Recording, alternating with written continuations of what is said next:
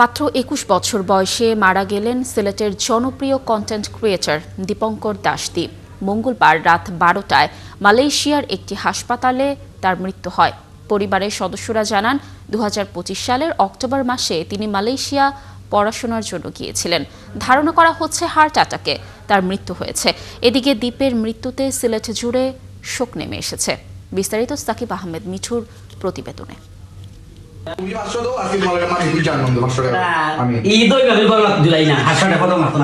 মাত্র ২১ বছর বয়সে পরিবারের সদস্যদের নিয়ে কন্টেন্ট তৈরি করে সিলেটে সবার প্রিয় হয়ে উঠেছিলেন দীপঙ্কর দাশ দীপ।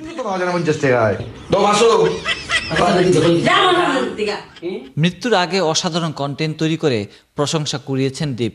সে সময় ৭১ টেলিভিশনে দেয়া এক সাক্ষাৎকারে তিনি তার মনের কথাও জানিয়েছেন ভক্তদের। ২০২২ সালের ৩১ জানুয়ারি রাত্রে একদিন আমি আর ধ্রুব মিলিয়ে একটা ভিডিও করছি, দেখি একদিনে ৩৫০ ভিউজ হচ্ছে।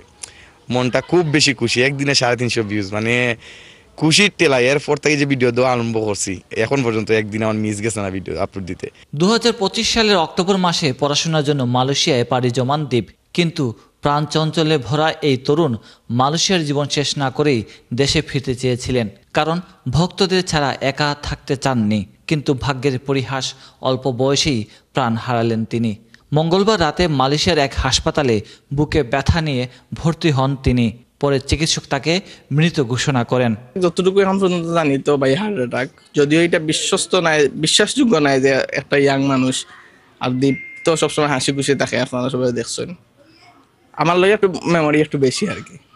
আজকে সকালের পর থেকে সব থেকে প্যাথেটিক নিউজ হয়েছে এটা যে আমরা দীপ আপনার মাঝে নাই।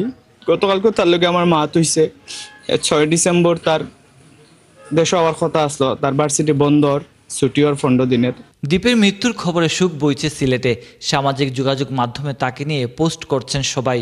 অনেকে ছুটে যাচ্ছেন সিলেটের গোপালটিলা এলাকায় তার বাড়িতে। কেউই তার মৃত্যুর খবর মানতে চাইছে না। তার অকাল মৃত্যুতে আমি খুব দুঃখ প্রকাশ করছি এবং শোক জানাচ্ছি। আসলে একজন উদীয়মান তরুণ ছিল, তাকে অনেকেই ফলো করে। এই প্রজন্মের যারা তরুণ আছে অনেকেই ফলো করে। করোনা পরবর্তীকালীন সময়টাতে আমরা একটু লক্ষ্য করলে দেখবেন আপনি যে তরুণ যুবকরা আকস্মিক মৃত্যুর কুলে ঢলে পড়ছে, যে হৃদযন্ত্রের ক্রিয়া বন্ধ হয়ে হার্ট অ্যাটাক যেটাকে আমরা বলি। তো আমার মনে হয় এই দিকে একটু নজর দেওয়া দরকার। দীপের পরিবারের সাথে কথা বলে জানা গেছে আগামী কয়েক দিনের মধ্যেই তার মৃতদেহ বাংলাদেশে নিয়ে আসা হবে।